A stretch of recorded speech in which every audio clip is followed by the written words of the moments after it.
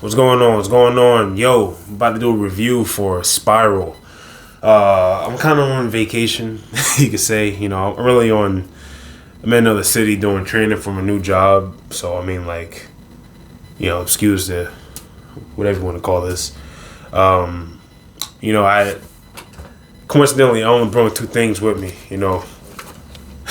Resident Evil and the first Saw 4K. Stupid me, because the TV I got in my room is fucking horrible. It's disrespectful to even try to play something on this TV. So I literally just been sitting in the room on my phone, and I figured, damn, I should make a video or something. So here we go. Thank God the movie theater was down the street, and this came out, because I'll be glad to get back to my area. No place like home, right? But huge fan of the Saw series. 1, 2, 4, 6. All-time favorites for me. I can go back and rewatch those over and over again. 3, 5, and 7. 3 is too long. 5 was boring. 7 was trash. The whole 3D aspect was meh. I still watch them, obviously, because I'm a fan of the series, but you can tell those are the weak ones, in my opinion. And Jigsaw, it didn't give me that Saw feel. It wasn't because it was clean. It was just missing something. Besides gore, because I know they were trying to move away from the whole torture porn aspect. But it wasn't really hitting. Kind of a letdown. I'm kind of glad they didn't follow up. I still would have saw if they did do a Jigsaw too, but I'm fine without it, because Spyro blows that shit out the water. It shouldn't even, like how Halloween did a reset and act like those last few movies didn't count. They should just pretend Jigsaw didn't even fucking happen.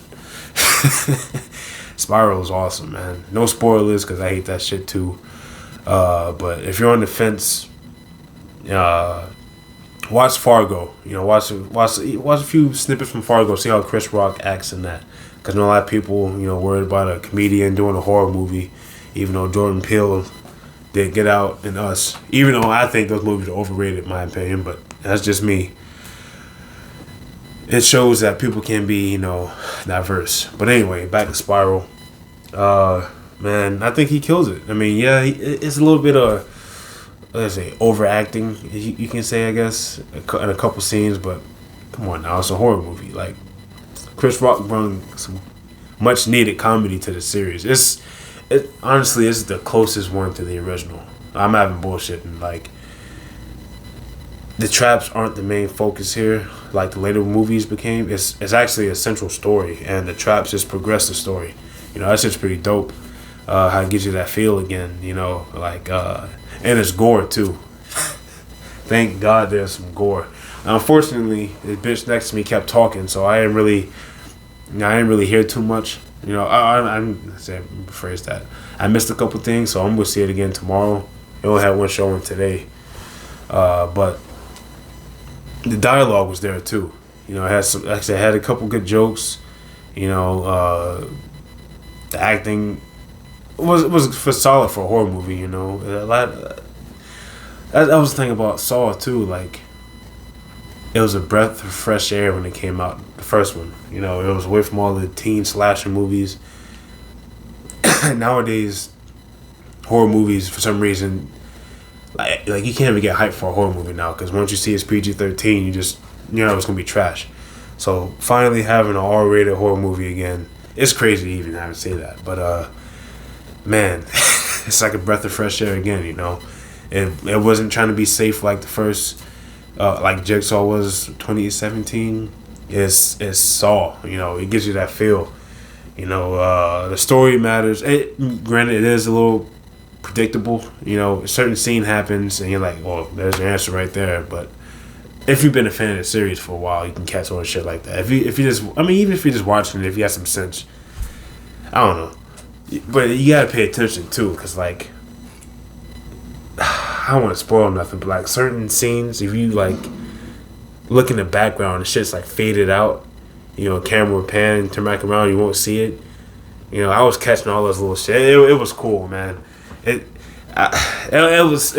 easily the best movie I've seen in theaters since this whole pandemic shit.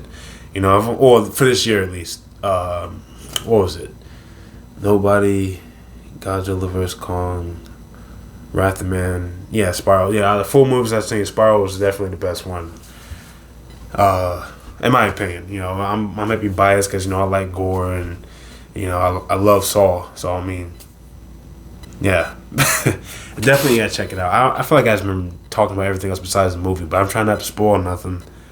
You know, because people need, like I said, people need to see this movie. Hopefully, I think it had $20 million budget. Hopefully, people see $100 million flooded into the fucking thing or whatever. I don't know. I need a sequel. You know, same team, all that. That's another thing too. I was talking about with the feels. When I was talking about Jigsaw was cleaned up, like this one has like the shakiness, like, you know, when the trap first starts and the camera pans and shakes around in the originals, like this shit has that too, but it's cleaner. Like, I don't know how to describe it.